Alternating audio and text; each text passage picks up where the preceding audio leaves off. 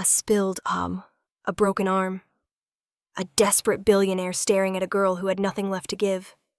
That was the moment their lives collided, and the moment she unknowingly became the only person who could save everything he was about to lose. Before we start, drop your city in the comments. I want to know where you're watching from. Now sit back and enjoy. The cup hit the floor like a tiny, steaming time bomb. It didn't slide. It didn't tip gently. It exploded, porcelain colliding with oak, coffee hissing as it met air, and then wood. Brown steam rose in a little panic cloud. A perfect, angry puddle bloomed around Selena Green's scuffed sneakers. "Great," she muttered to the puddle, "because you talked to inanimate things when you were running on 7 hours of sleep split over 3 days, and a dream that kept getting postponed." "You finally decided to join the chaos party, huh?" The cafe went quiet for a beat. Laptops paused, fingers hovered. A man in a suit glanced up with a look that said he'd had better mornings. Selena grabbed the dish towel that lived permanently between her hip and her apron, knelt, and started mopping. Her knees complained in a language that sounded suspiciously like, "I told you so." She had memorized the cafe's rhythms, the hiss of the steam wand, the soft chime when the door opened, the way the regulars ordered like a second language. She had also memorized its indignities, the manager's math, the landlord's patience, the rent notices that arrived like small paper lightning bolts. The bell rang. Selena didn't look up. New customer. Another complicated order. A person who said they wanted oat but meant almond, but didn't want to be corrected. A throat cleared. Not the polite, perfunctory clearing of someone trying to get your attention. This one was measured, purposeful, the kind of sound that makes you look up even when you don't want to. He stood in the middle of the cafe, as if he'd been sculpted there, suit tailored to the point of cruelty, hair that had been combed by someone with impeccable taste, eyes that assessed and calculated. But it was the wheelchair that yanked Selena's attention. Black, sleek, too clean to belong to an ordinary person who took ordinary tumbles. And the look on his face that didn't match the rest of him. Not arrogance, not anger. Something like panic kept behind glass. "Hi," she said, forcing a smile that barely moved the corners of her mouth. "Sorry about the..." She gestured to the mess, to her shoes, to the world. He opened his mouth, then closed it. He tried again, and this time he found his voice, but it came out chopped, deliberate. His right hand rested uselessly at his side. The left moved like it had weight, despite being fully capable. "I need help," he said. "Could you write for me?" Selena blinked. "Write? Like a note? A grocery list?" He looked at her as if he were trying to decide whether she was a joke. "No," he said, low and too quiet for a place that thrived on noise. "I need someone who can take notes, who can sign, who can..." He swallowed. "Stand in for me at a meeting. 2 hours. 23rd floor. Investors. I can't sign. My assistant is stuck in traffic." There are 1,000 ways a person can ask you for something you weren't prepared to give. This was one of them. Quiet, embarrassed, urgent. Selena glanced at the clock hammered into the wall by the manager 5 years ago, when someone thought wood numbers made coffee shops feel cozy. She glanced at the line forming by the counter. She glanced at the puddle that had congealed into a sad coffee island. "Sir," she said, trying for a non-committal tone, "I just make coffee. I'm not exactly an executive assistant emergency hotline." He laughed, a small sound that didn't belong to the rest of him. "You're the closest assistant I've found in the last 10 minutes. That bit of honesty landed in Selena like a hand on her shoulder. The man wasn't asking because he fancied her resume. He was asking because, in that moment, she was literally the only human being within walking distance who could hold a pen. "Who are you, anyway?" she asked, cynicism stitched through the words. He smiled without humor. "Derek Nelson," he said. I own this building." The second those words left his mouth, the air in the cafe hummed like a live wire. Selena felt at once small and ridiculously exposed. Her throat tightened the way a person's throat does when they find themselves having performed a crime and don't remember which one. Oh, that was all she had. Not a good first impression. Not a flattered squeal. Just an embarrassed, petrified oh. You were rude before you knew who I was, Derek said, and for a second the old, polished CEO came back, the one who didn't need to ask for anything. So the intention still counts. Selina covered her face with her hands for approximately 3 dramatic seconds and imagined every way she could be fired from a job she never technically had the courage to call a career. That is, she'd never been fired. She'd been let go once, but that was a different story involving a karaoke machine and a misunderstanding about who should be DJing. You've got 30 seconds, Derek continued. My brother will use this meeting to humiliate me if I don't have someone, who can make things look normal. Your brother? Selina echoed. The words sounded like a plot twist in a show she couldn't afford to watch. Yeah, Noah, Derek said. Competitive, vindictive, loves a stage. Selina looked at his hands. One sat polite on the chair's arm. One did nothing. He put himself at a disadvantage, and everyone around him sharpened their knives. She considered the offer, in that half second that feels like a pause before the band drops into chorus. 2 hours, double her shift's pay, the promise he wouldn't appear at the cafe again, unannounced. For a while, the only decision she'd been making was whether to keep going, so she made the other one for a change. 2 hours, she said. I'll do it. But if I get fired for this, I'm coming back and I will consider it my civic duty to throw a hot latte at your sling. He laughed, this time real and unexpectedly soft. Deal, Derek said. He extended his left hand. Selina hesitated, then shook it. The skin of his palm was warm and calloused, a surprising contradiction to the rest of him. Like the person underneath the suit had weathered things she hadn't been invited to see. The elevator ride up was the kind of silent movie where 2 characters finally noticed each other. Rain sluiced down the city windows, painting the street below in streaks of silver. Outside, umbrellas bent and bowed to the wind. Selina's hair dripped. Her jeans had curated water stains.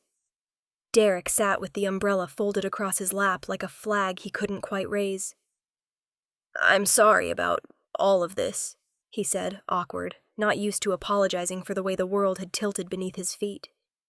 Selina shrugged, trying to flex the kind of humor that had kept her afloat. If it helps, I've spent enough of my life turning disasters into acceptable presentations. I'm highly underqualified for this, and probably exactly qualified in the emotional ways companies don't list on job descriptions. He looked at her that long, unblinking way people with power sometimes did, like they were cataloging and deciding the value of everything. You're honest, he said. And you're drenched, she shot back. The 23rd floor smelled different. It smelled like glass, and a curated plant that probably had its own Twitter account. Carpets so soft, they swallowed the noise of their shoes. Selina felt like she'd walked into somebody else's life and left her own fingerprints in the wrong places. They pushed open the boardroom door and stepped into an ocean of polished leather and waiting eyes. A long table sat like an altar, and at its head, a man who could have been Derek, with age and all the teeth of a practiced career. Mr. Nelson Sr. A presence so complete he seemed almost to have been carved from dark wood. He didn't look up. 3 minutes late, he said to Derek without turning his head. Derek's jaw tightened. I told you I'd bring help. Mr. Nelson's eyes flicked to Selina, finally, and something like amusement crossed his face the way you sometimes see in old photographs of kings. You brought the barista, he said. Selina's mouth opened and closed. Her heart was in her throat, which felt like the wrong place for a heart. Derek slid a tablet toward her. The document on the screen looked like a contract written in a language she half remembered from law shows. Write down the key points, Derek murmured, and sign when I need a signature. Sign? Selina repeated. Like, sign as you? He gave her a small, exhausted nod. Just copy my initials. Dignity required. She took a breath in, the way baristas do before the morning crush, and with a hand that had signed tips for tips and a rent check or two, she picked up the pen Derek offered. It felt like a tiny relay baton. Outside, rain kept tapping the window. Inside, knives were sharpened like tongues. Selena wrote. She wrote neat, nonchalant letters, the kind people trust. She heard someone clear their throat across the table. She looked up, briefly, and for the first time that day, she felt something in her chest that wasn't dread. It was like the moment when a burnished coin lands heads up after a lifetime of tales. And then the meeting began. If this opening had you hooked, smash that like button, subscribe for the next part, and comment where you're watching from. You don't want to miss what's coming next. The meeting begins like a machine warming up, precise, clinical, humming with the quiet confidence of people who have rehearsed their expressions. Selena sits at the far side of the long glass table, the tablet in front of her a strange, illuminated island in a sea of polished leather. The room smells faintly of citrus cleaner and something expensive that is not coffee. Rain threads down the window in steady veins, the city below a smear of windshield lights. Overhead, the HVAC sighs like a contented beast.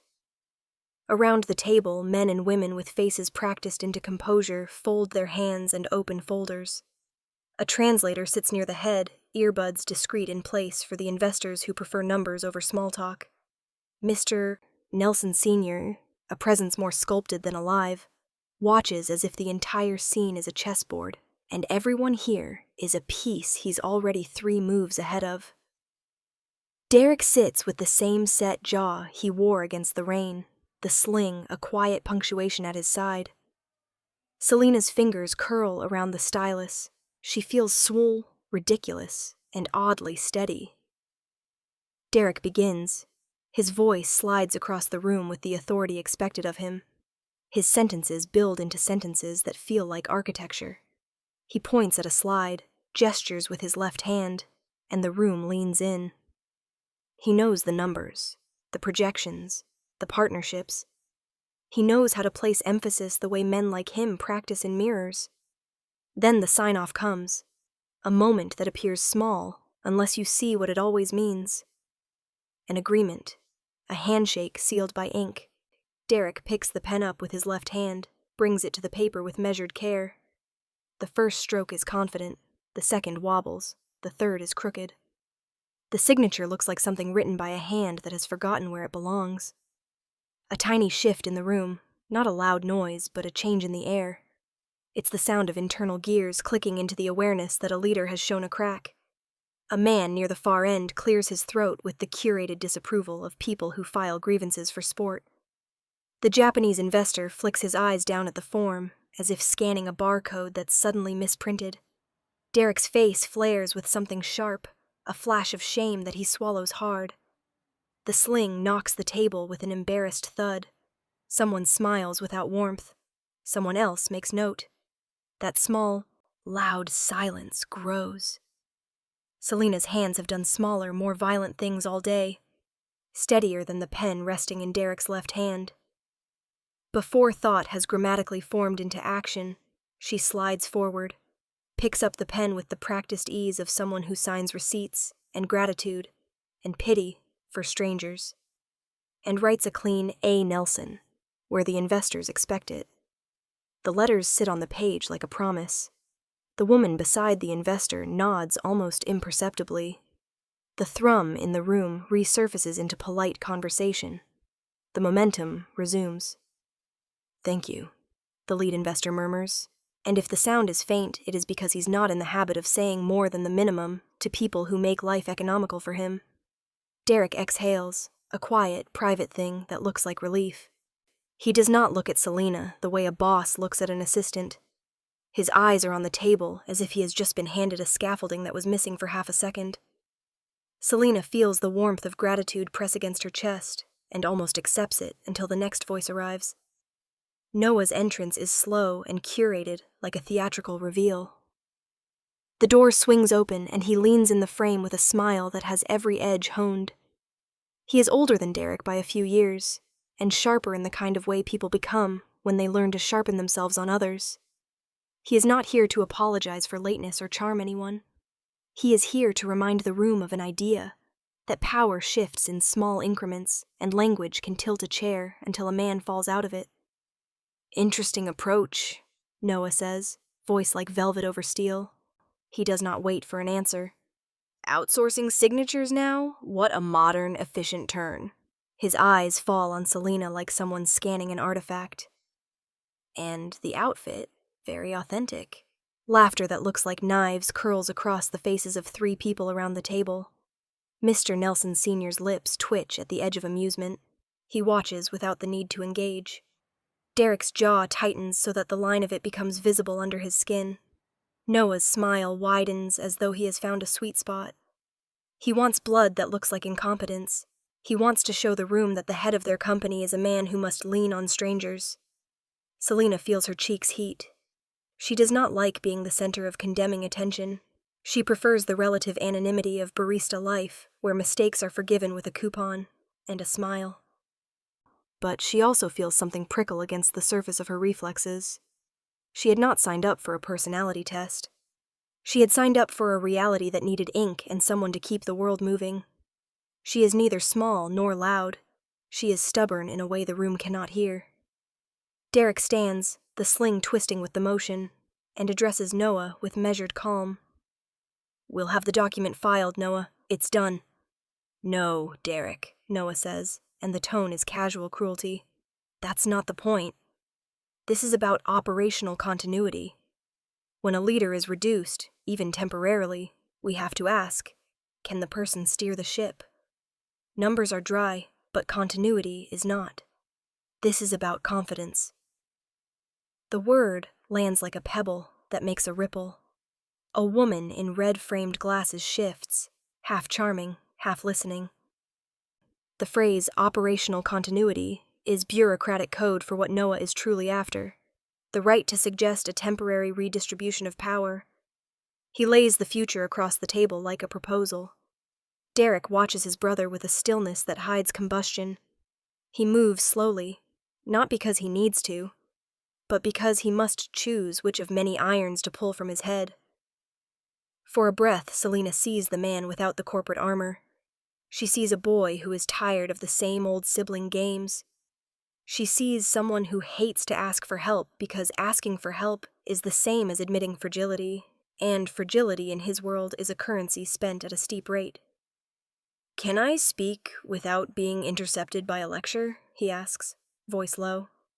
The room goes courteous quiet, as if waiting for an oath. My condition is temporary. We have measures in place. The results speak for themselves. Noah's smile narrows, not because he doubts the results, but because doubt is not the instrument. Exposure is. He leans forward, lowers his voice the way a lion dims its roar to insinuate teeth. Results are historical, Derek, Noah says. Continuity is future-facing. They trade the language of corporate fencing. Data is thrown like a barbed ribbon. Selena listens and records, not just the words, but the temperature. The people around the table are not monsters. They are men and women who have learned to eat advantage as one learns to eat salt, slowly, and at any time. When the meeting breaks, people drift out in clusters, their shoes clocking on the threshold like metronomes of confidence. Selena stays. She gathers the sheaf of papers into a polite stack and hands Derek a pen back, his fingers brushing hers in a brief, private acknowledgement. For a second, their hands linger and communication happens in silence. A look that says, "You did fine." "You didn't have to," Derek says quietly as the tail end of guests chatter by. "I hate asking people to step into my mess." Selena shrugs, half to herself and half to the man whose voice now softens unaccustomedly. "I've signed tips for tips. It's kind of my thing." He laughs, a tiny thing that creaks. "That's the thing I always miss seeing. The world built from the small things. Thank you." There is a pause where the enormity of the moment seems to press against the ceiling. Selena can smell the citrus cleaner again, and beneath it, something else.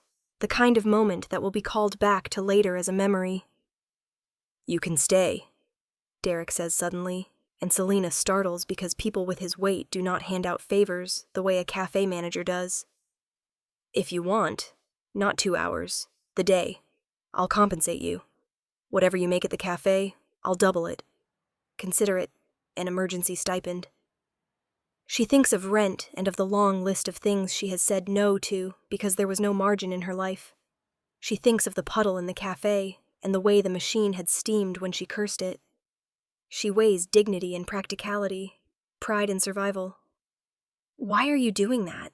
she asks, not because she thinks the offer is suspicious, though it is, and anything involving benevolence from the top-shelf cardboard tends to be, but because she needs to hear the explanation.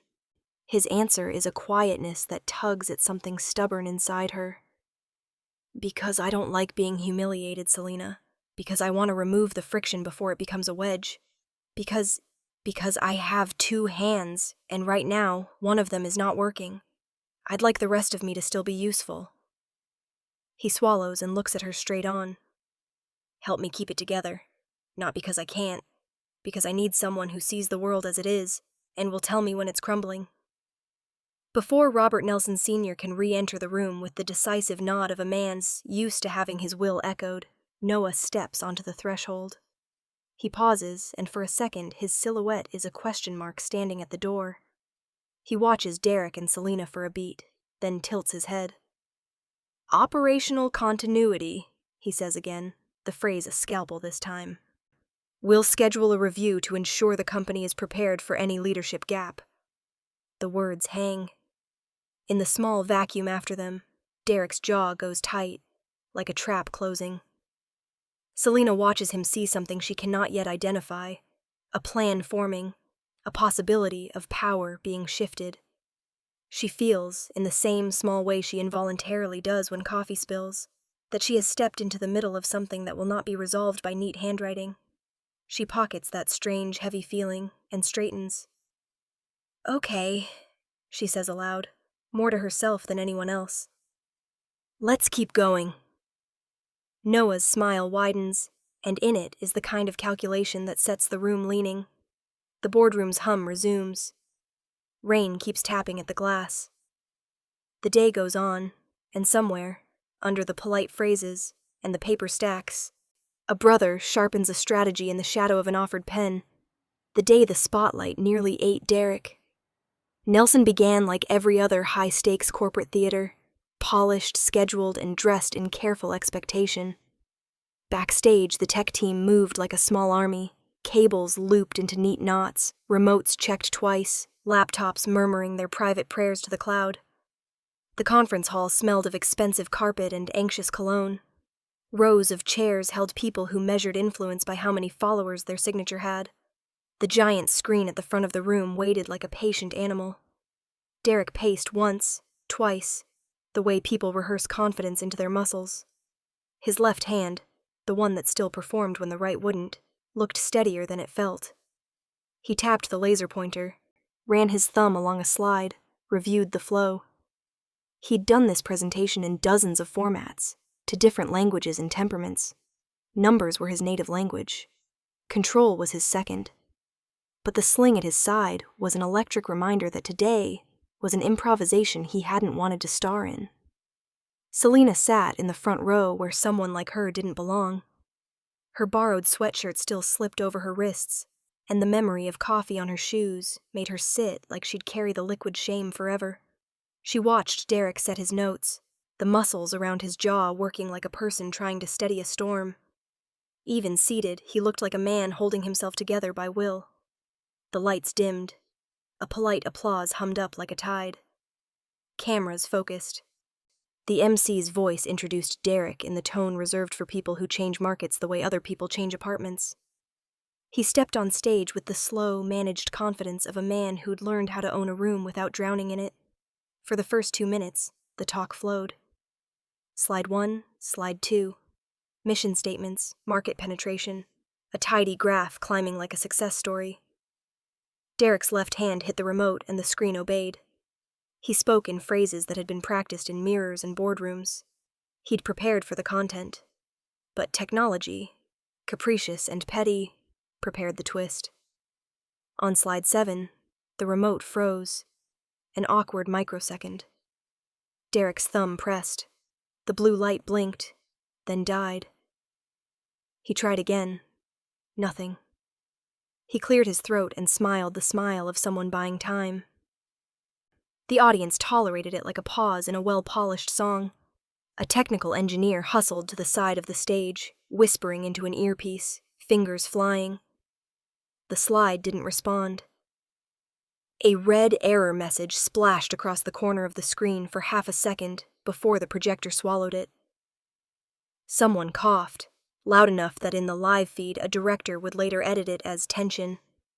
Derek shifted his weight. The remote slipped from his left hand, clattered against the stage, and slid under the edge with that wet, embarrassed sound a body makes when it doesn't behave.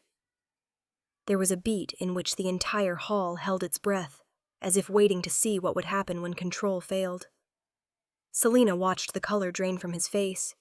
The CEO on stage became, in an instant, a man who needed the small, concrete things he'd built himself to keep working. Investors leaned forward, cameras panned. The silence that followed was not empty.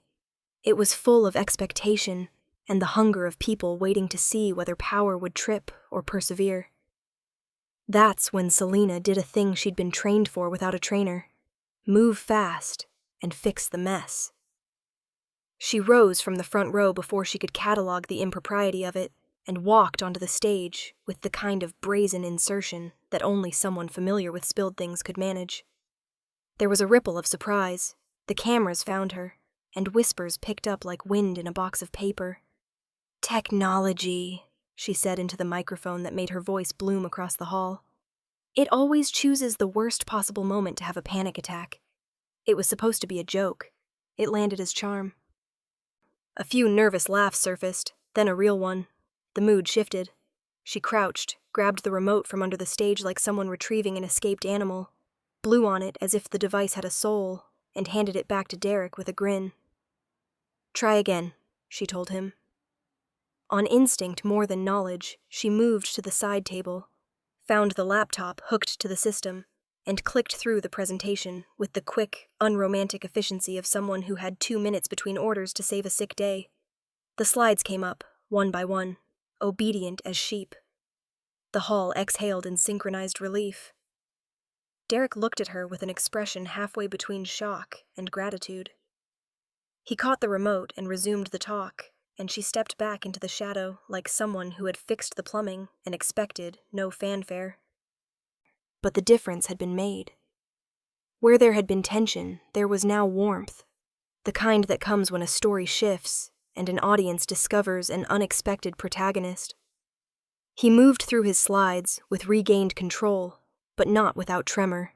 His left hand worked, but every now and then his fingers shook just enough to make a microphone tap or a laser misfire. And each time the room saw a sliver of vulnerability, they met it with human interest, not scorn. People like to watch the fall of great things, but they also like to root for someone who keeps going. Selena's interruption had humanized him in a way charts never could. When the presentation closed, the applause had a new cadence. Not the clean, polite clap of obligation, but the warmer sound of people who had been engaged and entertained. Heads turned toward the stage not as critics, but as witnesses to a rescue. Backstage, the tech lead muttered apologies and checked cables like a priest tending a shrine he'd almost let collapse. Derek stepped down from the stage, and in the murmur of the room, he found Selena by the wing, sweatshirt sleeves pushed up, a little guilty grin on her face like a child who'd stolen a second helping. "You didn't have to," he said, voice low, the echo of the stage still in his bones. She shrugged, modest even when she'd been a hero for the day. "It's what I do, falling things. I'm very good at catching them." He gave a laugh that sounded softer than the one the public had heard. "You fixed my slides, and saved my dignity. Thank you." She waved off the praise in the way people used to deflect compliments when they weren't sure they deserved them. "It's not that big a deal. You did the rest. You told the story." His eyes flicked to the hallway and the people who lingered there, and in the small movement Selena saw something like a map being redrawn in his head. "Would you stay for a bit? Help me with a Q&A? People might have questions. It wasn't a demand. It was a small request with an open door. She agreed because she had, in the last hour, found a new muscle in her confidence. She stayed. In the corridors after the presentation, the air smelled of after-lunch cologne and spent adrenaline. People clustered in groups, the investor types analyzing numbers in the language of profit. Cameras angled, voices were edited by PR people into quotes that would feed the news cycle. Noah didn't miss the moment. He arrived subtle, a shadow stepping into light with the precise timing of someone who always wanted to be the author of a story's downfall. He stood near the doorway and watched Derek and Selena alone for a beat, his face an exquisitely controlled blend of curiosity and contempt. "You needed babysitting," Noah said, slow and silk-sweet. His tone implied everything. That reliance was weakness, that improvisation was unprofessional, that the spectacle of a CEO supported by a barista was theater enough to question stewardship. Selena bristled for a second and then folded her arms like a person who understood different registers of insult. Derek's jaw flexed. The old tension returned, like a bad habit surfacing in public. "Thanks for the commentary," Derek said, voice level but brittle. "She saved the room." Noah smiled as if he hadn't planned the barb, and maybe he hadn't needed to plan. He let the question hang. What kind of leadership needed a borrowed hand to hold it up? Later, in a private office away from microphones, Derek lowered his head for a beat and admitted something to Selena he had never said to anyone in public. "I hate asking for help," he said, the words raw as peeled fruit. "More than anything, it feels like a failure. But I can't always do everything. It's humiliating. I don't like that word." Selena sat on the edge of the leather couch and listened. The man who ran empires had a soft place where the world could bruise him. Seeing that split between public armor and private tenderness made Selena's curiosity about him grow without permission. "You didn't look like failure up there," she said finally. "You looked like a man who could keep going, even when things went wrong." He looked at her then. His eyes seemed to weigh her carefully, cataloging the small sentences that compose a person. "I want someone I can trust to tell me what's real," he said, "not what's flattering." She thought of the way he'd smiled when she'd called the remote a panic attack. "I'll tell you when it's crumbling," she said, "and I'll try not to use the word panic without context." A half laugh eased the tension, and in that moment the connection between them, practical, human, uncomplicated, settled into something neither of them had expected to find on a corporate stage. But triumph rarely enjoys a quiet celebration. Noah, always mindful of leverage, had seen more than a rescue. He had seen vulnerability. He retreated into the private shade of his phone and scrolled with a precision that was practiced and cold. Later, he would take a series of photographs, candid, ugly, strategically framed, of a fumbling signature from a document left out on a side table. He would crop, annotate, and store them in a folder labeled for later use. Selena, unaware of the slow gears Noah was assembling, gathered her things and prepared to go back to the life that had brought her into the room. Coffee orders, tips, and the steady rhythm of small, honest work. Derek, however, watched her go with something like recognition. He had seen not just help. He had seen an ally. And in the shadow of applause and the flash of cameras, the day folded into the next move, as people like Noah counted the cost of small kindnesses and plotted how to turn them into ammunition. Outside, rain continued its careful, patient work on the city. Inside, power had been restored to the slides, but in the boardroom, a different kind of outage was beginning, one that no tech team could reboot. The boardroom felt colder than the rest of the tower, as if the air conditioning had been set to carve opinions into people. Heavy wood table, leather chairs, portraits of former CEOs like stern guardians watching everyone's posture. Rain ticked the windows like a metronome counting down someone's patience. Derek Nelson sat at the head of the table with the same careful composure he wore like armor. His sling rested against his side, a quiet punctuation that had become, in certain corners of the company, an invitation. Tonight's agenda was ordinary on paper, quarterly operations review, updates from regional managers, but the room smelled of something else. Anticipation wrapped in politeness. Noah's presence was a neat punctuation in the doorway, a shadow that belonged in the margins until it pushed forward and made itself the center. Noah didn't waste a dramatic entrance. He walked in like a man who had decided to be casual about calamity.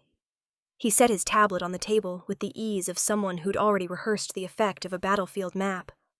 At the flick of a finger, the projector hummed to life. The slide that bloomed across the screen was not part of the pre-meeting packet. White text on a clinical gray, adaptation or limitation. Under it, a photograph, Derek on stage last week, the remote slipping from his hand, frozen mid-embarrassment. Another slide, a graph charting operational efficiency, with a red dip marked for the period Derek had been injured. Noah's voice was a silk knife. "We need to consider continuity," he said, as if continuity were a neutral corporate term, and not a gauntlet aimed at Derek's throat.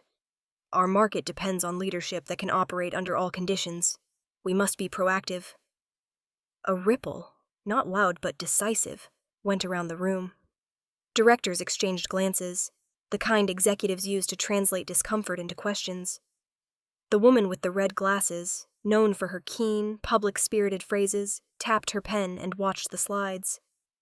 A man at the far end cleared his throat, the mechanical rustle of a paper agenda betraying the tension. Derek's jaw tightened until the skin looked drawn on a clay statue. He answered, with the steadiness of rehearsed legitimacy. "We have contingency. Results for the quarter are on target. The dips are statistically manageable." His left hand, the one he depended on, trembled a fraction when he placed his glass back on the table. Noah's slides were surgical, cropped photos of sloppy signatures, quotes from consultants about risks in reduced capacity leadership, and even a mock calendar showing an executive readiness review inserted into the upcoming month. The implication was clear. Derek's injury wasn't a temporary misfortune. It was a liability to be addressed. A murmur built like pressure. People began to take sides in an invisible tug-of-war. Some directors shifted in their chairs. Others stared straight ahead, lips pressed, calculating. The phrase operational continuity was being used like a whisper against a threadbare reputation. Selena sat near the back, hands folded in her lap, the tablet displaying her notes peaceful and precise. She had been here before, not to testify or to negotiate, but to observe while titans sharpened themselves on others. Yet something about the carefully deployed cruelty rankled in her throat. The room was full of professionals, yes, but also of a certain cruelty disguised as prudence. Noah's slides didn't present a future plan so much as a theatrical execution. She watched the directors, their expressions softening into doubt by degrees, and felt the urge to do something more than make coffee or tidy a stack of papers. She was not, by pedigree or title, the kind of person who took the podium in a storm. But she was someone who had spent the last decade saving people from smaller disasters. Burnt milk, spilled orders. The fragile dignity of a nervous morning. The leap from spilled latte to corporate dignity felt in that charged second, like a single, bold breath. "Noah," she said, standing before she'd fully decided. Her voice didn't boom. It had the calm of someone who'd learned to speak over clatter. The room turned. Surprise registered on faces like a notch of color. Noah's smile twitched. He had expected men in suits, not a woman in a borrowed sweatshirt, to interrupt him. "You're framing the whole situation as if disability equals incompetence," Selena continued. "You're showing a photo of someone at his worst moment, yes, a mistake, and declaring it evidence that he can't lead. That's not data. That's theater." The air shifted. There was the metallic taste of surprise in the room now. The woman with the red glasses lifted her pen and, for the first time, something like curiosity softened her expression. Derek looked up at Selena with an astonishment that undermined his carefully composed facade. He had been dismissing the possibility of being defended by anyone who didn't have a vested interest. The sight of her, messy hair smoothed, sweatshirt sleeves rolled, eyes clear, stepping into that predatory, polished arena, took the breath out of several people at once. Selena didn't read from notes. She spoke from a vantage point only someone who'd watched him work, not as a spectacle, but as a person, could hold. You want continuity? Look at the numbers for the last 3 periods. She nodded toward the screen, not at the humiliating photo, but at the data Derek had insisted be highlighted. You'll see margins holding. You'll see deal closures continuing. Leadership is not the absence of error. It's the ability to keep steering when things wobble.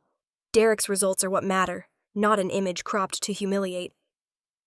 The woman in red glasses, Miriam Hart, whose signature on governance memos could cut through boardroom noise, relaxed her posture and met Selena's gaze. She has a point, Miriam said, her voice the kind that rearranges arguments midair. Leadership should be measured by outcomes and integrity, not theatrical moments. A director at the head of the table, who had been prepared to nod toward a review, shifted his body and adjusted his tie. That small movement, an unspoken pivot, signaled other chairs to follow. The tide began to turn.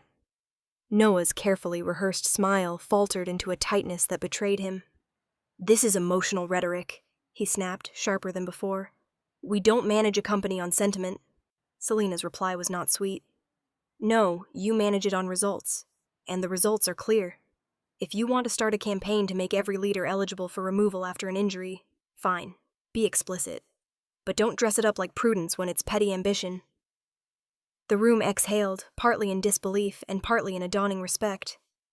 Noah, for the first time that meeting, was the one on the defensive. He had expected an audience primed to agree, not someone to stand up with the bluntness of someone who couldn't be bought by corporate polish. He watched as the directors, one by one, closed ranks not around him, but around reason. Miriam leaned in and added carefully, We measure Derek by metrics. I don't see a rational basis to remove executive authority on such transient grounds. The word transient landed like a verdict. Noah's jaw tightened. His face, perfectly trained for smooth cruelty, flickered in a way that felt remarkably human and thus unacceptable to him. He had thought to use a single, embarrassing moment to nudge the board toward a review that might tip power into his hands. Instead, he'd been called out. The rest of the meeting resumed its official tempo, but the current had shifted.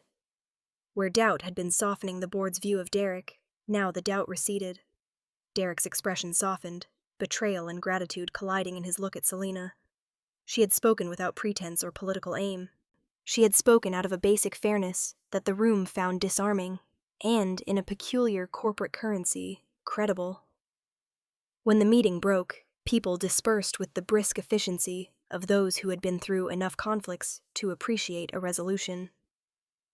Derek walked to Selena, and, for the first time since she'd walked through the cafe door, dripping from the rain, his voice was unguarded.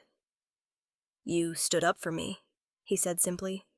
No one's ever done that without an angle. Selena shrugged, uneasy with the attention. Maybe people are tired of the performances, she said. Maybe people want the job done. He looked at her, really looked, and allowed something like a fragile chuckle. Thank you, he said. I don't know how to repay you properly. Before Selena could answer, Noah had slipped away. The strategic predator in retreat to reassess. He found a secluded corner and slipped a call under the murmur of departing voices. His voice, when he spoke, was cold and taut with determination. They rallied behind her, Noah said into the phone, his words low and precise. Find me someone inside PR, someone loyal. I need inside access, whispers, misdirections, any seed that will erode the narrative she's building. On the other end, a voice replied with agreement, the kind that sounded like it had done favors for ambitious men before. Noah's smile, unseen by the board but warming in the privacy of his ear, was the kind of quiet thing that promises trouble. He hung up and folded himself back into the public corridors, with a face like a man assembling chess pieces. Selena did not know about the call. She folded her tablet and slipped it into her bag, feeling the weight of what she'd just done, and the flutter of something like unease. Derek watched Noah go, the man who wanted his place, and the set of his jaw hardened with a resolve that felt older than anger. The room emptied, the portrait seemed to absorb more light, and outside the rain continued to clean the city as if nothing had changed. But inside that boardroom, something small and human had snapped a mechanism for a moment. Cruelty had been called out in front of power, and power had winked at compassion. It was a fragile victory, one that could be celebrated or exploited, and both men, Noah and Derek, already knew which way they would try to bend it. If you're enjoying this turn, hit like and share. Tell me where you're watching from in the comments. The next move will change everything. The boardroom echoes were still lingering in Selena's ears that evening, the split-second silence before she'd spoken, the sideways looks from directors, the sharp click of Noah's tablet shutting after his humiliation. She walked out of the 42nd floor with her chest tight, her palms still warm from holding the tablet too tightly, and a tremor in her breath she did not yet know how to explain. Derek had thanked her sincerely, quietly, the words heavy with a kind of disbelief that someone had stood beside him rather than in front of him. But after he retreated to deal with directors, phone calls, and the fallout of Noah's failed coup, Selena found herself alone in the gleaming hallway, the skyline reflected in long glass walls like twin cities shadowing each other. She pressed the elevator button. A soft, measured voice floated from behind her. "Ms. Ramos." She didn't need to turn. Only one person in this entire building could say her name with that perfect balance of politeness and subtle condescension. She inhaled and turned. Noah Nelson stood a few feet away, his jacket open, tie loosened just enough to seem relaxed, but never careless. His expression was calm, too calm, the kind that hid calculations behind kindness. "Do you have a moment?" he asked. "No," she said automatically. He smiled. "I'll pretend you said yes." The elevator arrived with a soft ding, but Noah extended a hand almost casually, blocking her path. "Walk with me," he said. She should have refused. She knew that. But curiosity, or self-preservation, so tugged at her. Noah's tone didn't sound like someone who wanted a fight. It sounded like someone who wanted a negotiation. She exhaled and followed. Noah's office, too perfect to be honest. He led her into his office, a floor below Derek's, but significantly flashier. Sleek black marble desk, gold accents. A wall-to-wall window overlooking the city. A minimalist abstract sculpture on a pedestal, the kind that cost more than her monthly rent. He gestured to a seat. "Sit." Selena remained standing. He smiled again. "Suit yourself." Noah walked behind his desk, pressed a button that dimmed the overhead lights, then leaned against the surface, arms crossed almost casually. Almost. "I wanted to commend you," he began. "Your performance today was impressive." Selena blinked. "Performance?" "Yes. That passionate defense. The honesty. The spine." His voice was warm. But it was warmth like the sun in winter, bright but cold on the skin. "It's not often people speak to me like that, or to anyone in this company." "I wasn't performing," she said. "I was telling the truth." "Oh, I don't doubt that," Noah said, tilting his head. "And that's what makes you interesting." Selena tightened her jaw. "If this is about the meeting, this is about your future." That stopped her. "My... what?" "Your future," Noah repeated, studying her as though she were an artifact he couldn't quite place. "You're temping as an assistant for Derek. Working in a cafe before that. No long-term stability, no benefits, no trajectory." He pushed himself off the desk and stepped closer, hands in pockets. "I can give you all of that," he said calmly. Selena felt the trap before she saw it. "Why?" "Because I recognize talent," Noah said, "and I reward loyalty." She swallowed. To you? To the company, he said, though his smile gave away the lie. I could offer you a role on my team. Permanent, high pay, full benefits. A future that doesn't depend on the whims of cafe customers. Or a brother with a broken arm who can't even sign his own name. She stiffened. Don't talk about him like that. Why not? Noah asked. It's true, isn't it? She stayed silent. He moved closer, lowering his voice. You helped him once. Admirable. Noble. His smile sharpened. But you are not a hero.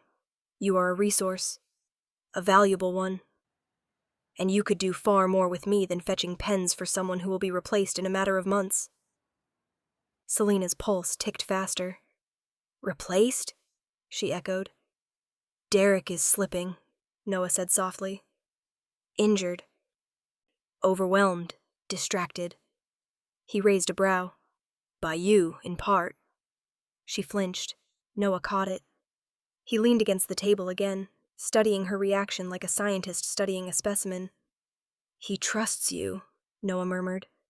He listens when you speak. He softens when you're in the room. You've become, how do I put this, a variable. She forced herself to breathe. If you want to fire me, just say that. I don't want to fire you, Selena. Noah took a step closer.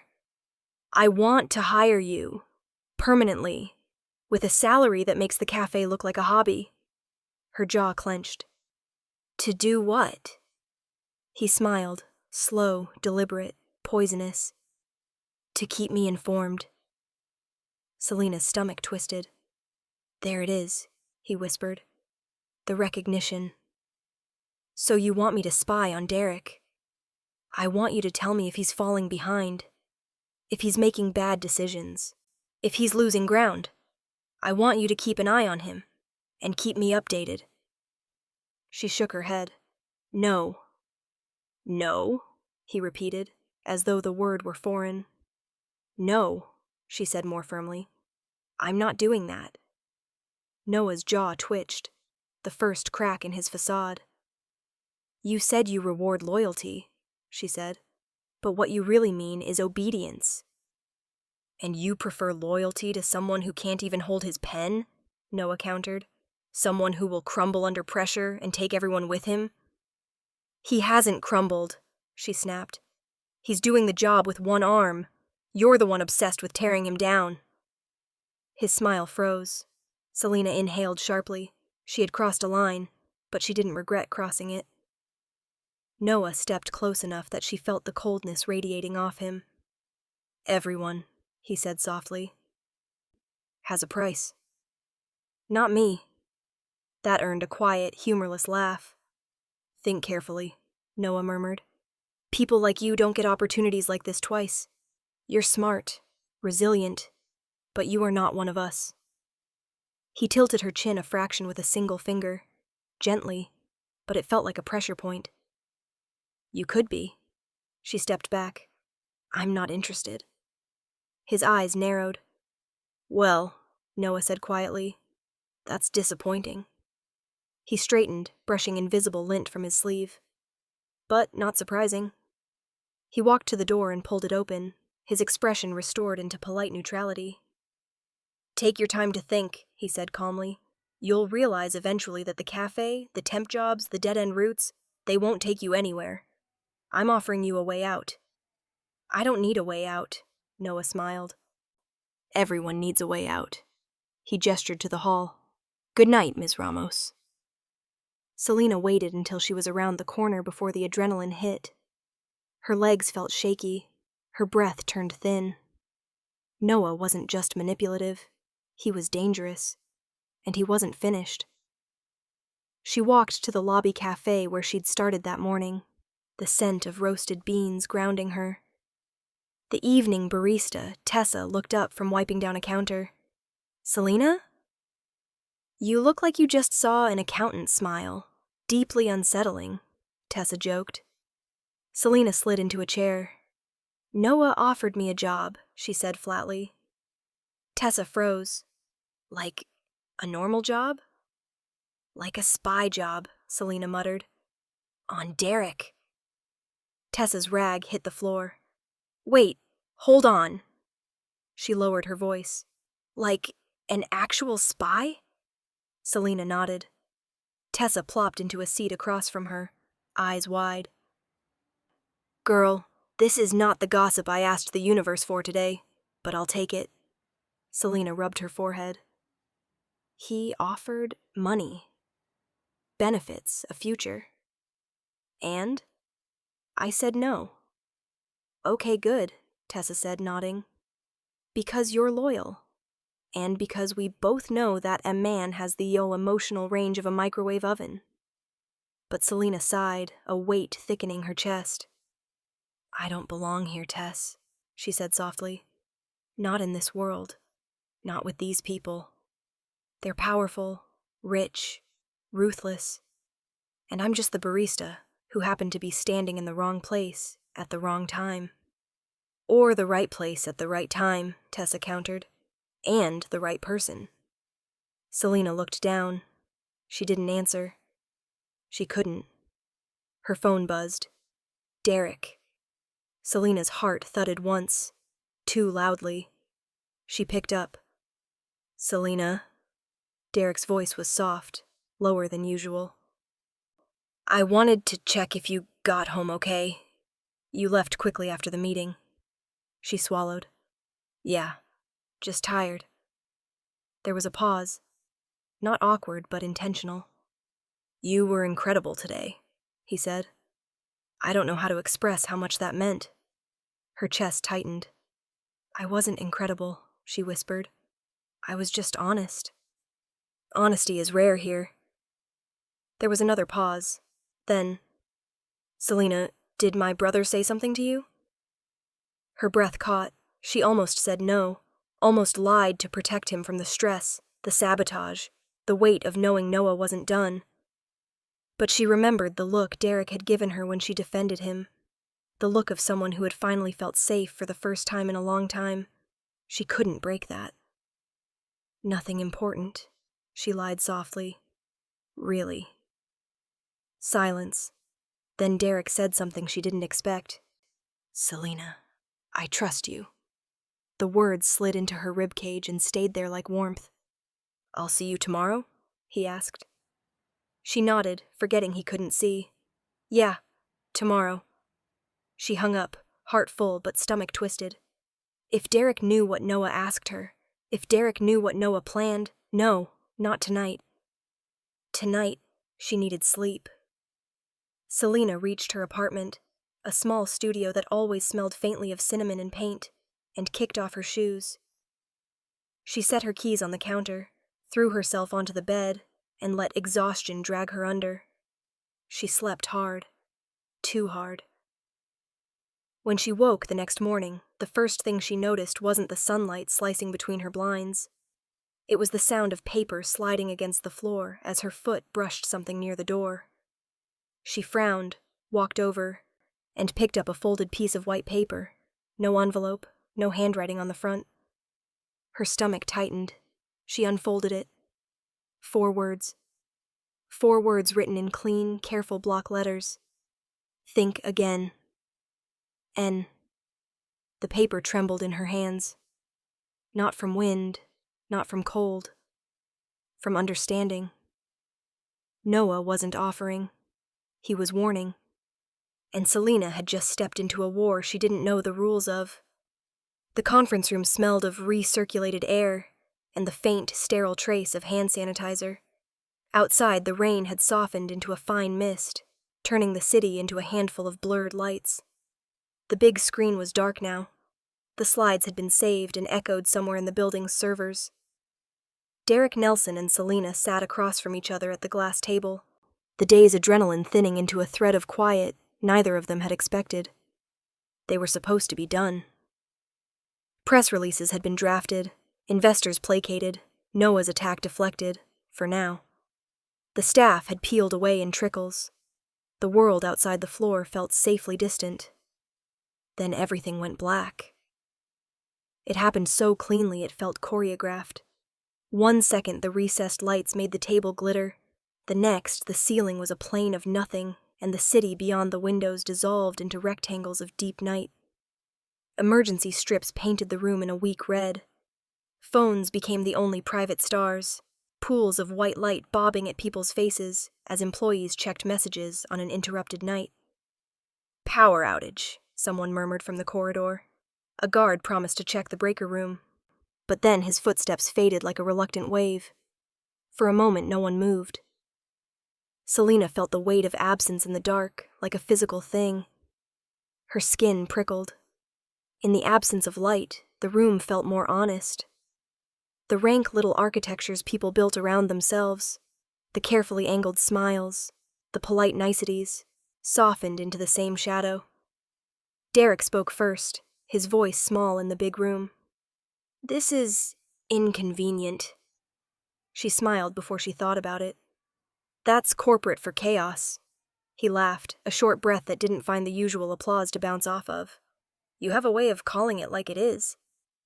They sat in the glow of each other's phone screens for a while. The reflection of Derek's face in the glass table looked older in the half-light, lines sharpening where ambition etched itself. Selina watched him, surprised by how ordinary he seemed when not framed by stage lights and suits, a man wearing tiredness like a coat. "I don't like being vulnerable in front of people," Derek admitted after a long moment. His voice was softer than she'd heard. "I think for a long time I convinced myself being untouchable was the job. If the CEO is untouchable, nobody can blame him. But that's a lie. You can be untouchable and still be terrified." Selina turned her phone so the glow lit his face. "Terrified of what?" "Of being replaced," he said. "Of not being the man who built what my father and I started. Of some quiet, competent man stepping in and doing it without the drama, and the board deciding that's the safer bet." He laughed wetly. "And of Noah using every misstep like a neon sign." The word Noah carried weight in the pause. Selina felt it settle on her shoulders like damp wool. "He's ruthless," she said, then immediately felt foolish saying it out loud like a cornered thing. "People like him, they don't always play fair." "No." He shook his head. "They don't." The dark made his face intimate in a way no negotiation table ever could be. He leaned back, the sling at his side, a pale punctuation under the red strip lights. "I worry," he said simply. "Not about the company, per se. I worry about what happens when I can't keep pretending I have everything under control. I worry I'll become a story people tell about a man who lost his nerve." Selina's chest tightened. She had spent much of her life watching men like that, men whose identity was threaded through public images, and whose private anxieties were expensive and private. She thought of the nights she'd closed the cafe, of the checks she'd balanced against overdue bills, the impulse to laugh at a joke, even when it wasn't funny, because the smile kept customers tipping. "I don't know what that feels like," she said, "but I know what it is to be 1 foot from falling. Rent, bills, a lease that can end in 30 days with a curt email. When your life is this close to the edge, you don't have the luxury of being untouchable either. You survive by making small decisions. 1 right tip, 1 paid bill, 1 shift turned in."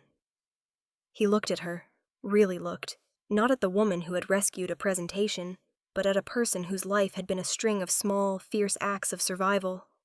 The room listened, if rooms could listen. "You stay," he said softly. "You showed up today when it would have been easier to stay invisible." She shrugged, a gesture that hid more than it revealed. "I show up, not because I'm brave, because I can't afford not to." They talked then in a way that surprised them both, a kind of trading of secrets without theatricality.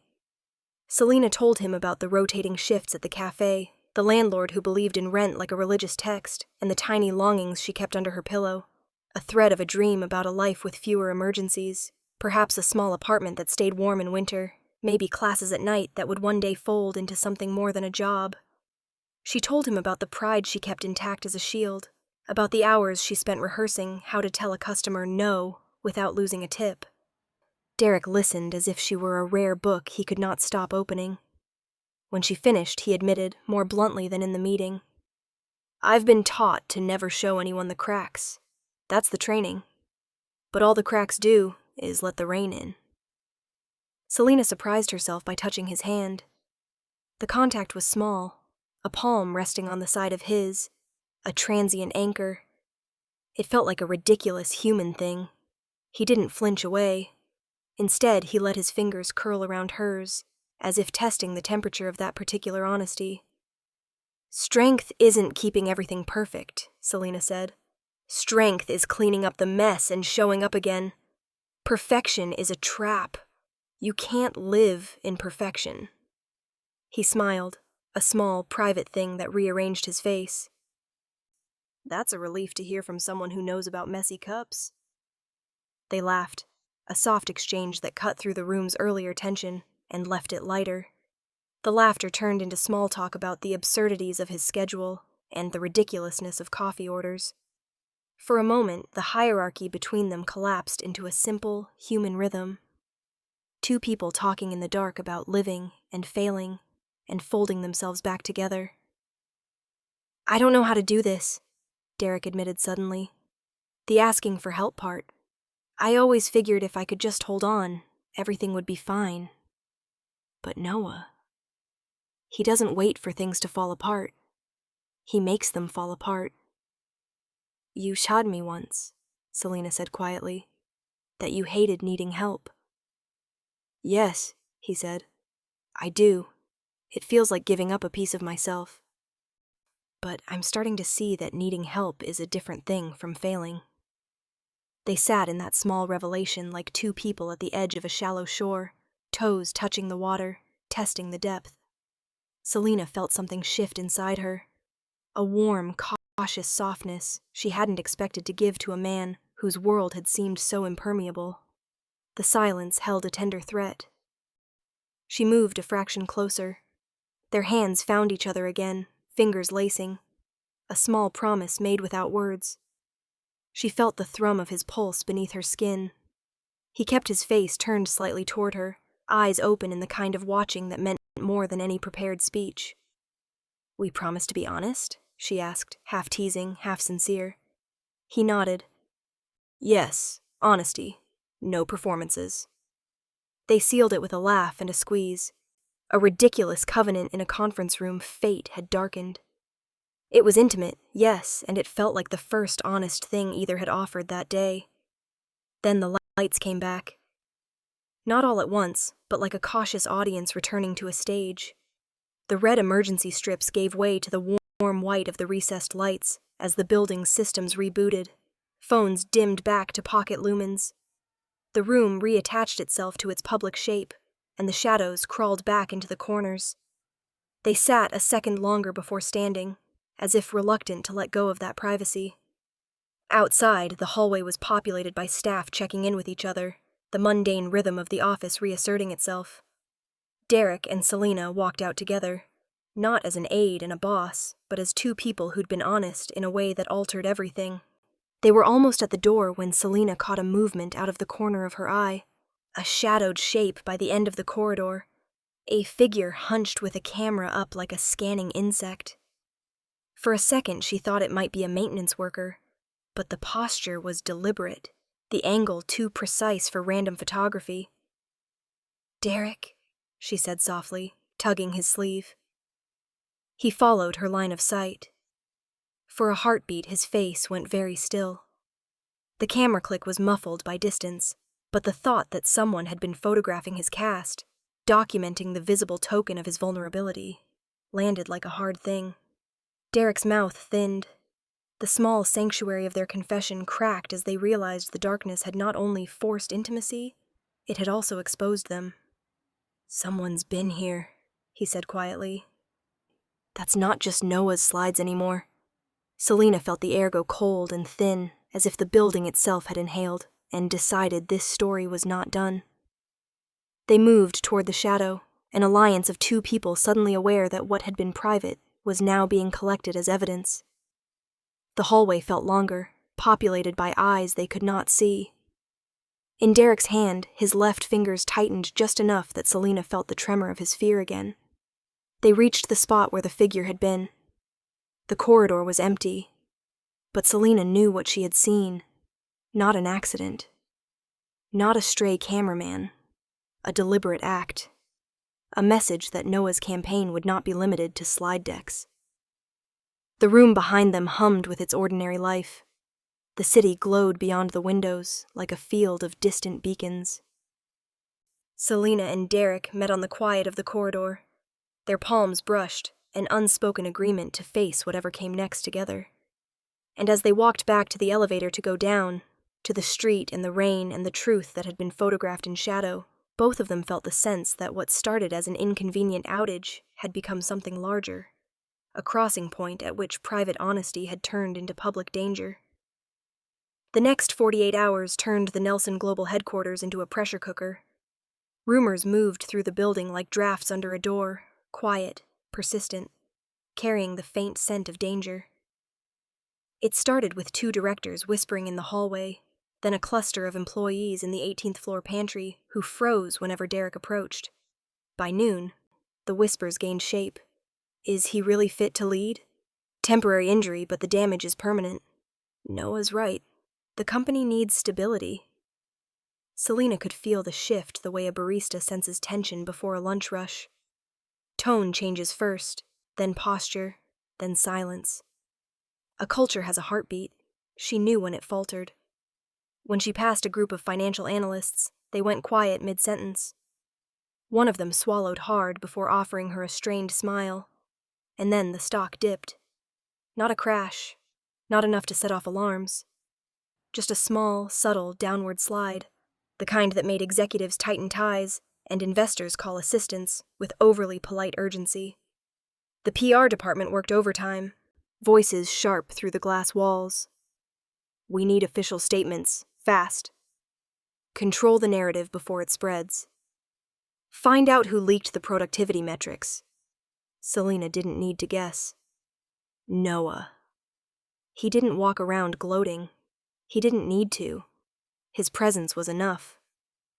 When Selina saw him pass through the hallway, he was silent and composed, scrolling through his tablet like a man checking off a to-do list of destruction. The doctored memo. The real chaos started the next morning. Selina arrived early. Derek was already in his office, stiff and pale under the cold light of morning. His sling was visible beneath his suit jacket, a reminder of the vulnerability Noah wanted the world to see. Did something happen? Selina asked gently. Derek didn't answer. He turned the laptop toward her. The headline hit her like a slap. Leaked internal memo raises questions about CEO's capability gap at Nelson Global. Below was a blurred screenshot, an email allegedly written by Derek, saying he was overwhelmed, unable to keep pace, and considering temporary withdrawal from key duties. This is fake, Selina breathed. This wasn't written by you. No, Derek said, voice stiff with barely contained fury. But the press doesn't care. They want drama. Investors want reassurance. And my brother... He didn't finish. He didn't need to. Selina could almost hear Noah's voice behind the leak. Operational continuity. Before she could say anything, Derek stood abruptly, nearly knocking over a stack of files. This is exactly what he wanted, Derek snapped. He wants the board questioning everything. He wants the market to wobble. He wants me to be the CEO who can't handle pressure because he can't handle embarrassment. Derek. But he was already out the door. Selina followed him down the hallway, his stride longer and angrier than she'd ever seen. He reached the main lobby, full of employees arriving for the day, and that was when it happened. 2 junior reporters from a business news site approached him with microphones. Mr. Nelson, can we get a comment about the leaked memo? Is it true you're stepping back from leadership? Does your injury prevent you from performing? Derek snapped. I am perfectly capable of running this company, he thundered, his voice ringing through the marble lobby. This memo is fabricated, and anyone who thinks a sling changes my competence is... Sir, your shareholders. My shareholders, he interrupted sharply. No better than to judge leadership based on a forged email and a goddamn arm injury. Gasps rippled across the lobby. Phones lifted. Cameras clicked. Selena felt her heart lurch. This was exactly what Noah wanted. An impulsive outburst that could be clipped, shared, taken out of context. Derek's breath shook. He was seconds away from saying something he couldn't take back. Without thinking, Selena stepped in front of him, placing a hand on his chest. Not pushing, just grounding. "Derek," she whispered. "Breathe." It stunned him enough to stop talking. She gently lowered his arm. "Let's go upstairs." He let her pull him back toward the elevator, jaw clenched, silence carving deep lines into his expression. Inside the elevator, he exhaled shakily. "I lost it," he said through his teeth. "God, I lost it." Selena held his gaze. "You're human," she said softly. "But if you give Noah what he wants, he wins." The elevator doors closed. Back in his office, Derek collapsed into his chair. "I need a way to salvage this," he said. "But PR wants a statement full of buzzwords and nothingness. The board wants reassurance without me looking defensive. Investors want confidence, and the media wants—" "Blood?" Selena supplied. He huffed a humorless breath. "Exactly." She sat across from him. "Then don't give them a statement." He looked at her, confused, alert. "Do a Q&A, Selena said. "Live, unscripted, no PR jargon, no dodging. You face the questions head on. Let them watch your confidence, not read it." Derek blinked slowly. "A live stream?" "With open questions," she said. "Nothing pre-filtered. Let people see who you actually are. That's risky. That's leadership." He leaned back, running his good hand through his hair. "You really believe people will trust me if I'm honest?" "I think people will trust you if they see you're not running," she said softly. "They've seen the doctored memo. They've seen the injury. Let them see the man." The room was quiet for a long moment. Finally, Derek nodded. "Fine," he said. "Let's try it." He paused, eyes softening. "I trust you." Selena didn't know why that felt bigger than the decision itself. The next 2 days became a whirlwind. Selena learned to read corporate shorthand until the symbols felt like a new language. Derek practiced explaining company strategy, using only his left hand to gesture. Not easy, but progress came in increments. Selena helped him rehearse tough questions. What assurances can you give investors? How do you handle leadership under pressure? Is the injury impacting productivity? She even taught him how to stop talking before he spiraled. "Answer, then breathe," she said, tapping a pen against her chin. "You over-explain when you're stressed. Keep it tight." He smirked. "You're unusually good at bossing me around." "Occupational habit," she said. "I had to control a cafe full of toddlers disguised as adults." He huffed a laugh. At night, she practiced signing D. Nelson on different surfaces, paper, tablets, glossy folders. Her handwriting grew sharper, straighter. She didn't think of it as forgery anymore. It felt like stability, continuity, a small way to keep Derek from falling. Their rhythm became its own language. Something dangerous. Something warm. Something neither of them named out loud. The day arrived. Lights were set. Cameras ready. The press team perched like nervous songbirds. Derek stood behind the podium, Selena just off camera. Her presence steadied him more than she realized. He took a breath, then another, eyes flicking to the sling, then to her. She nodded once. He stepped forward. "Good morning," he began, voice steady. "I want to address the memo circulating online." Fingers clicked across keyboards. Reporters leaned in. "It's false," Derek said plainly. "But instead of reading a statement, I wanted to speak directly, with transparency." Hands shot up. Is your injury affecting your job performance? No, Derek said firmly. Leadership is not defined by handwriting or mobility. It is defined by clarity, by team, by results. What about the stock dip? That is exactly why I'm here. To show confidence, not pretend it.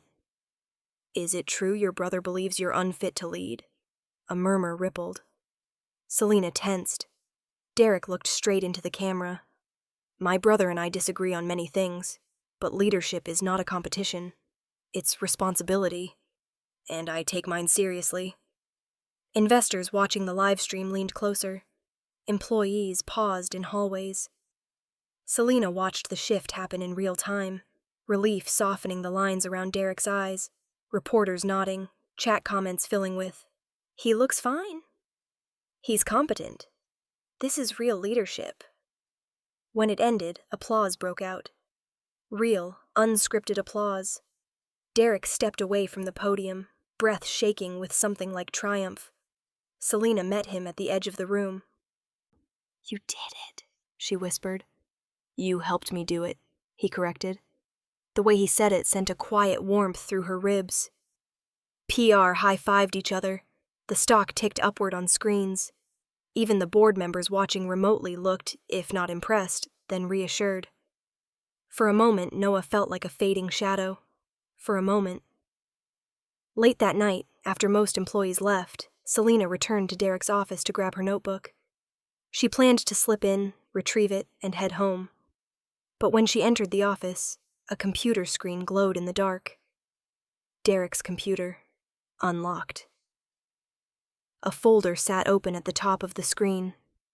Internal Ethics Review. N. Nelson. Her heartbeat quickened. She shouldn't look. She should click away. She should leave. She didn't. With trembling fingers, she scrolled. Emails. Correspondence.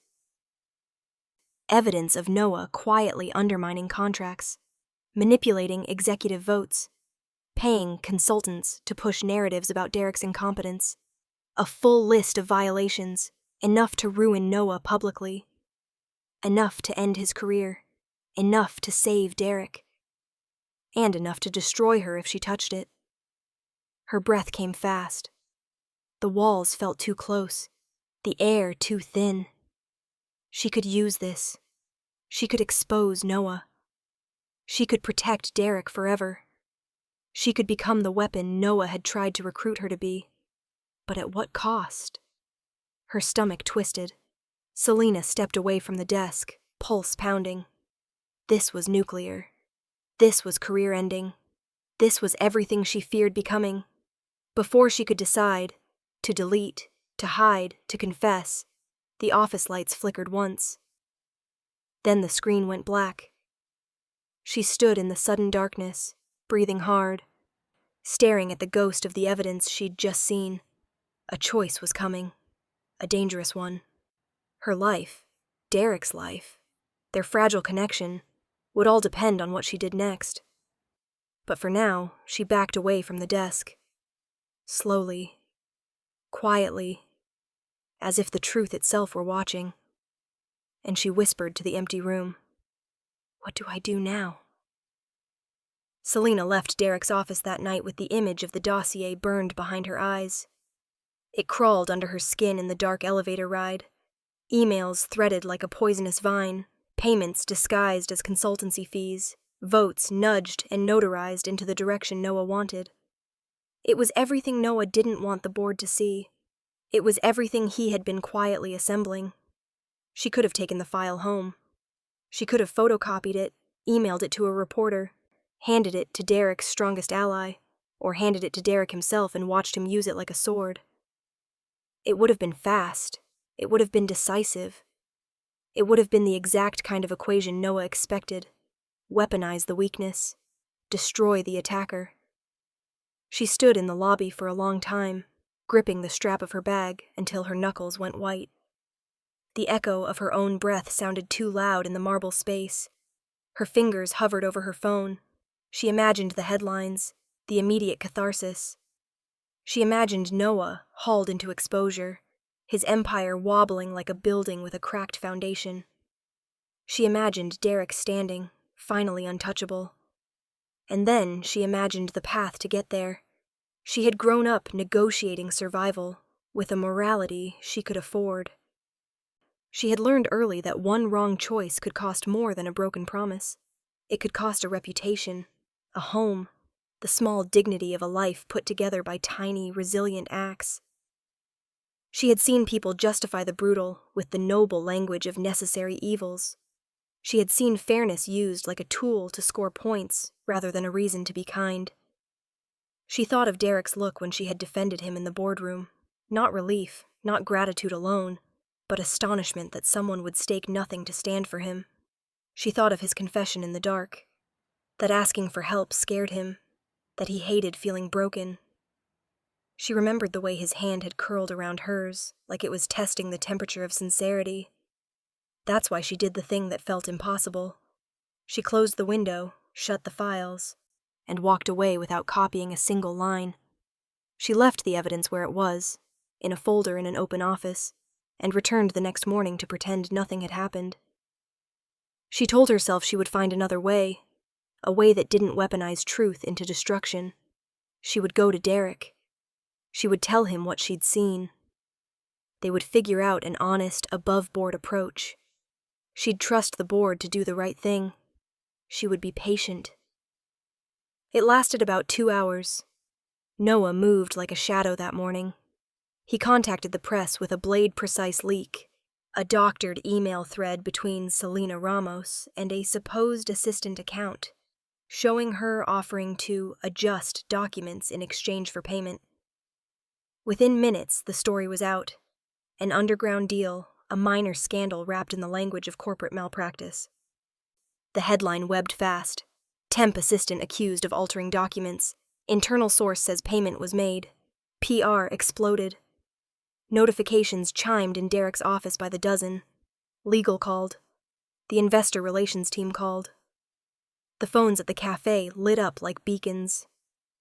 Selena's phone rang first with a number she recognized. Tessa, the cafe manager. Her voice on the line was practical, a pitched edge of worry that only people who rely on hourly wages understand. "Selena, are you seeing this?" Tessa asked. "There's something on the feed. People are asking if this is true. Are you?" "No," Selena said, voice tight. "No, I didn't do anything." "Well, it's all over," Tessa said. "Your manager just called.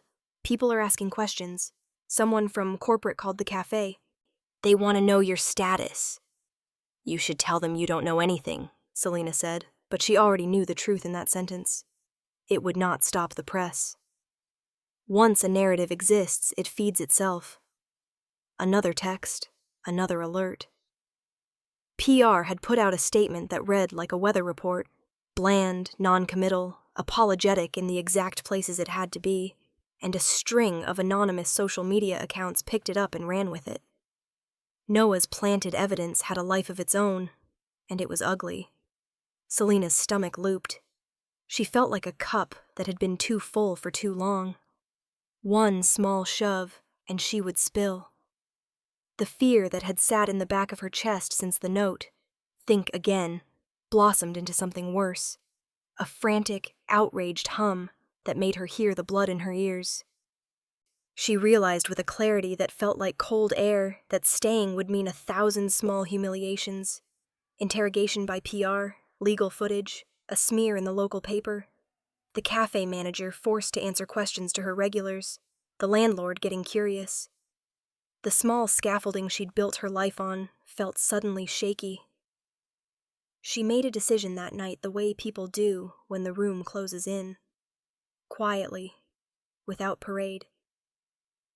She packed a single bag with a couple of clothes, her favorite mug, and her passport, just in case, and she left a note for Tessa. "Gone for a few days, don't worry. S." She left it folded on the manager's counter like a confession. The note was small, but not cowardly. It was tactical. She needed air. She needed distance. She needed to stop being someone everyone wanted to dunk into scandal. When she didn't answer Derek's calls, he panicked. At first, he texted, short, steady, professional. "Are you okay? Please answer. I need to know you're okay." She didn't reply. His calls multiplied until they became frantic. "Selena, please pick up. Selena, where are you? Please answer." No response. The world turned slow for him. The company's motion maintained its expected rhythm. Board members asked questions, PR issued statements, but a chasm grew under his feet where she had been a quiet, steadying presence. He couldn't reach her. The uncertainty sharpened into fear. Fear turned into something like desperation. He thought of the night in the dark when she had placed her hand over his and promised honesty. He thought of her voice cutting through the boardroom. He ran out of the office like a man who had finally remembered something vital he'd left behind. Rain slapped the city with cinematic fury. Umbrellas bowed and inverted under the wind. He didn't take a taxi. He fought the storm, umbrella collapsing against the gale. Hair plastered to his forehead, shoes soaked. The city blurred. The lights smeared like watercolor. He pushed through crowds, apologizing and barging with the single-mindedness of someone who had much more than his pride at stake. By the time he reached the cafe, he looked like he'd returned from a different era. Sodden, breathless, vulnerable in a way that made the barista's chatter hush. He burst in like a man who'd been told a dear thing had gone missing. Tessa's eyes widened. A couple of regulars stared. He called out her name. No ceremony, no caution. "Selena!" She was behind the counter, sleeves rolled, hair a messy knot, eyes rimmed with red as if she'd been fighting sleep and crying at different intervals. He stopped. The sight of her there, alive, irritated, stubbornly herself, made something in him unclench. He stepped forward, umbrella dripping, words falling out of him like a confession. "I came because I couldn't reach you." She looked at him, uncertain, startled. This was not the entrance she'd expected from her office-bound stranger. Customers froze mid-order. Tessa hovered, suddenly a stage manager for a scene she hadn't anticipated. "What are you doing here?" Selena asked, attempting to sound neutral but failing. "I came because you mattered," Derek said bluntly, as if he'd pulled the sentence straight from his chest. "You matter to me, not because you sign things, not because you helped with the presentation. You matter because you stood for me when no one else did. When people saw weakness, you saw person. I lost it when you left. I couldn't breathe. I called, and you didn't answer. And I realized." He stopped, the rain still dripping off his coat like punctuation. "I realized I don't want you to be temporary. I want you here, with me." The cafe seemed to inhale. Air went thin. Selena's throat moved. She opened her mouth, then closed it again. Heat rose in her chest like a cautious ember. She had left to protect herself, to buy a moment of clarity. She had not intended this to be an invitation. Derek stepped closer, chin tucked, eyes honest. "I'm not asking for cheap loyalty. I'm asking for honesty. I'm asking you to stay because I want you, not because you're useful, because you're you.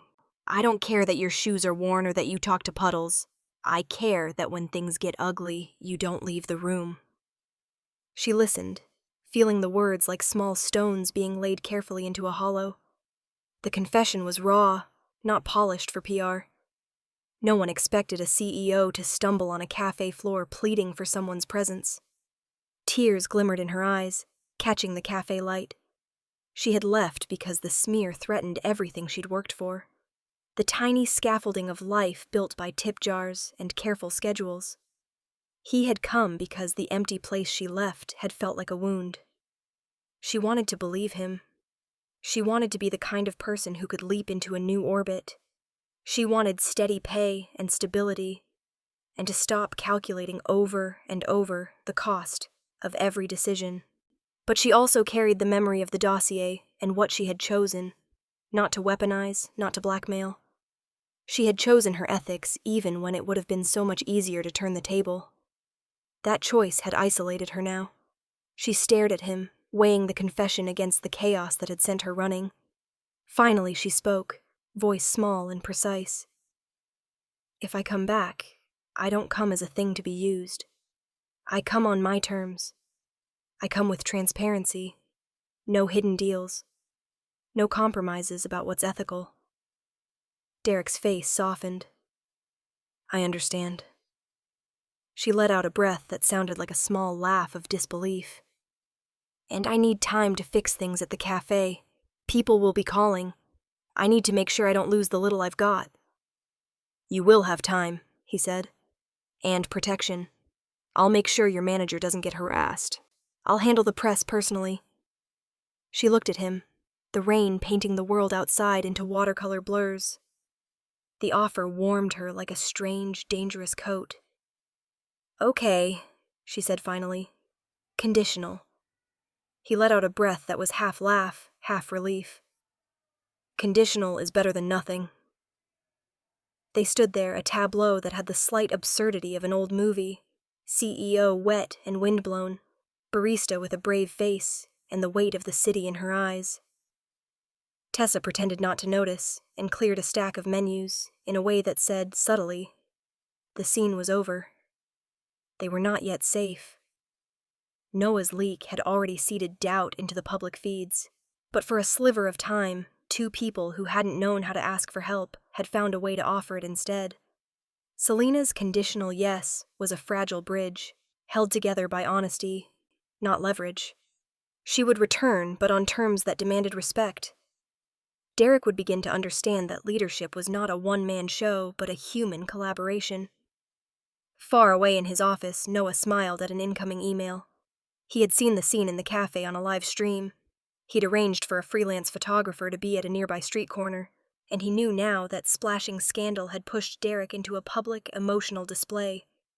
He had expected panic. He had anticipated rage. What he had not expected was tenderness. That tenderness, however, could be turned. He opened his laptop and drafted the meeting agenda for a special board session. He labeled the item, Operational Continuity Review, Executive Motion. He attached supporting documents, timelines, proposed interim oversight, an innocuous-sounding recommendation for a temporary redistribution of authority. The next move, Noah decided, would be procedural, surgical, and public. He would call for a vote. Selena felt the rain cling to her sweatshirt as she watched Derek wipe the water from his face with a napkin. The day had given them a fragile victory. The night would bring its own tests. She pocketed her phone and walked behind the counter, steadying herself for the small, hard work of being present. Outside, the city kept raining. Inside, the fight had only begun. The sky looked like it hadn't slept. Even the rain seemed tired, drizzling lazily against the tall windows of Nelson Global as Derek, suit pressed but tension unmistakable, walked toward the boardroom. The building hummed with anticipation. Executives whispered behind closed doors. Assistants glanced up from screens with eyes full of question marks. Everyone knew something was about to happen. Everyone knew Noah had planned this. Everyone knew Derek's leadership was on the line. Selena walked beside him, dressed simply, hair pulled back, her steps steady but heart rattling like a coin in an empty jar. This wasn't her world. This wasn't supposed to be her fight. But she had chosen to return, and with that choice came responsibility. She wasn't here as a barista. She wasn't even here as a temporary assistant. She was here as someone who refused to let cruelty become policy. When they reached the boardroom doors, towering slabs of frosted glass, Derek paused. "Thank you," he said softly. "For what?" Selena whispered. "For coming back." There was fear beneath his voice, but more than that, there was trust. The kind that felt like a fragile, growing thing. Before either could say more, the doors opened, revealing the battlefield. The room where decisions break. This boardroom was nothing like the others. The portraits of previous CEOs seemed to glare down like judges, their eyes cold with paint-preserved scrutiny. The table stretched long enough to seat an entire family of sharks, which, to be fair, wasn't entirely inaccurate. Directors filled their seats, men and women in suits that cost more than Selena's rent. Laptops open, folders labeled, pens poised. At the head of the table sat Noah Nelson. His suit was pristine, his smile even more so. "Welcome," he said, almost kind. "We've been waiting." The tension tightened around Derek's shoulders like an invisible hand. He cleared his throat, ready to sit, but Noah raised a hand. "Before we begin," Noah said, "I'd like to address the elephant in the room." Selena tensed. Noah clicked his remote. The screen behind him lit up with large, bold letters. "Motion. Temporary reassignment of CEO duties during recovery period." A murmur rippled across the room. Selena's breath caught. Noah continued smoothly, as if reciting a speech he'd rehearsed in the mirror. "With Derek's recent injury, the leaked concerns about capability, and the unfortunate outburst in the lobby," he paused for effect, "the board must consider operational continuity. I propose we temporarily assign leadership responsibilities to the most qualified candidate." Qualified, cold, calculating. Everyone in the room knew who he meant. Selena looked at Derek. His jaw was set tight. He had been expecting this, but expectation didn't remove the sting. Noah clicked to the next slide. "Interim COO nominee, Noah Nelson." Of course. Selena wanted to grab him by the lapels and scream, "You soulless, conniving storm cloud of a man!" But that would be frowned upon in major corporate circles. "Questions?" Noah asked smoothly. A director raised her hand. "And what of the assistant scandal?" "Ah, yes," Noah said, eyes flicking to Selena. "Our temporary assistant accepting payment to alter documents." "That's false," Derek snapped. "Is it?" Noah tilted his head. The news was quite clear. Selena felt the heat rise in her chest. Anger, real anger, rose like a tide. This was cruelty masquerading as professionalism, and she had had enough. Before Noah could continue, Selena stood. Not gracefully, not with rehearsed confidence. She stood with shaking hands, a racing heart, and the kind of moral conviction that doesn't check dress codes. Every head turned. Noah blinked. "Ms. Ramos, this is a board?" "Yes," she said loudly enough to cut him off. "A board meeting, which means truth should be the guiding principle, right?" A director stifled a smile. Noah's smile faltered. Selena stepped forward, placing both palms on the cold glass table. "I'm not from your world," she began. "I don't have money. I don't speak in spreadsheets. I don't even understand all the acronyms you people use." A few quiet chuckles. "But I understand people. I understand leadership. And I understand the cost of cruelty." Noah's expression froze. Selena continued. "I've watched Derek Nelson lead this company with one functioning arm, one disastrous presentation, and one brother publicly trying to humiliate him. And despite all that, he showed up. Not because it was pretty, not because it made him look invincible, but because quitting would have hurt the people he's responsible for." A director nodded slowly. Selena's voice steadied. "You want to talk about capability? Fine. Derek's results didn't drop. Not once. Even when he struggled to hold a pen, he fought to keep this place moving." She pointed at Noah now. "And you want to replace him based on a temporary sling and a leaked document you know is fake?" A hush spread across the room. Noah opened his mouth. "Sit down," the woman with the red glasses said sharply, to Noah, not Selena. Noah's jaw snapped shut. Selena pressed on, voice rising with passion that felt electric. "Leadership isn't perfect handwriting or flawless presentations. Leadership is resilience. It's owning your flaws without letting them destroy you. And if this board replaces Derek because he's human, then you're not choosing strength, you're choosing fear." Silence. Weighty. Stretching. Transforming. Selena took a breath. And if you want to know the truth about loyalty, I refuse to blackmail Noah with the evidence I found. The room inhaled sharply. Evidence? A director asked. Selena nodded. Evidence documenting Noah's manipulation of votes, internal contracts, and fabricated leaks.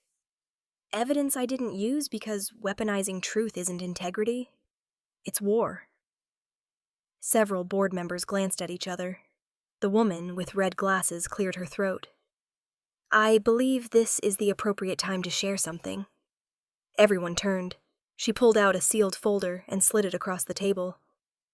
This came through the Internal Audit Office yesterday. Confidential whistleblower reports. Not from Ms. Ramos.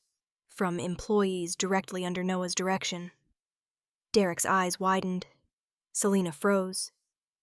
Inside the folder was everything she had seen, minus one detail. It was gathered legitimately, properly, legally, without her becoming the spy Noah wanted. The director continued. Payments, press leaks, vote manipulation. Noah Nelson has been conducting a quiet, prolonged campaign to sabotage his brother's position. Noah shot to his feet. That's absurd. These are misinterpretations, exaggerations.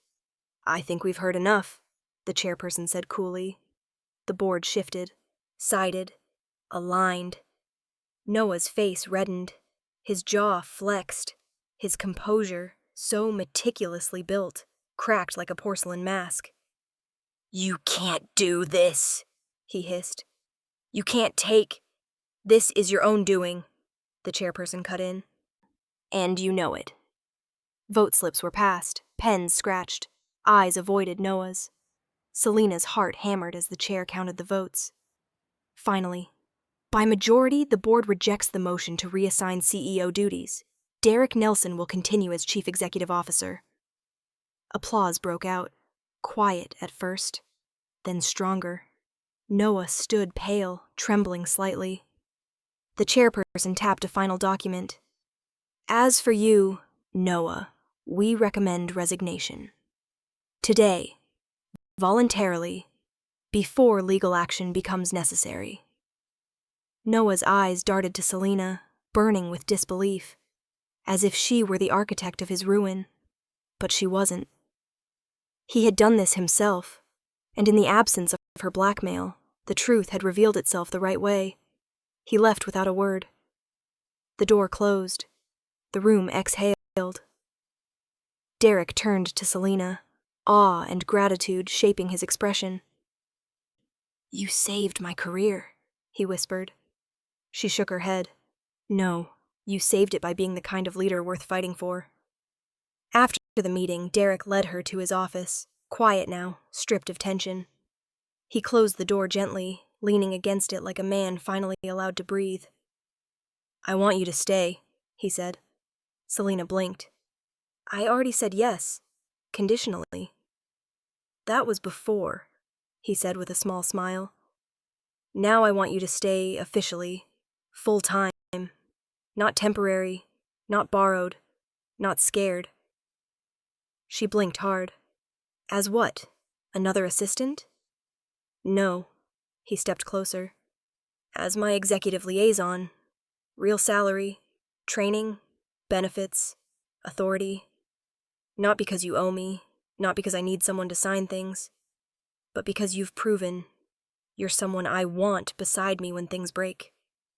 Her heart pulled tight. And, he added gently, you can keep your cafe job on weekends if it keeps you grounded. I know you love it. Selena laughed softly. You really noticed that? I notice everything about you. Her breath caught, not from surprise, but from recognition. I'll take the job, she whispered, but this time on equal footing. He nodded, meeting her gaze steadily. Equal.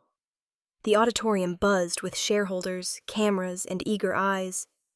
The quarterly meeting was about to begin, and Derek stood backstage in a perfectly tailored suit, right arm fully healed, confidence restored. On his desk that morning, framed neatly in glass, sat a photograph of his sling from months ago. and drawn on the cast was a small, ridiculous doodle. The duck she'd joked about. The first signature she ever corrected. A symbol of everything broken they'd rebuilt together. Selena entered the backstage area, tablet in hand, headset gently crooked over one ear. But she looked different now. Still herself, but steadier. Confident. Belonging without having to morph into anything she wasn't. "You ready?" she asked, smiling. Derek looked at her, really looked, and smiled back. "With you here? Always."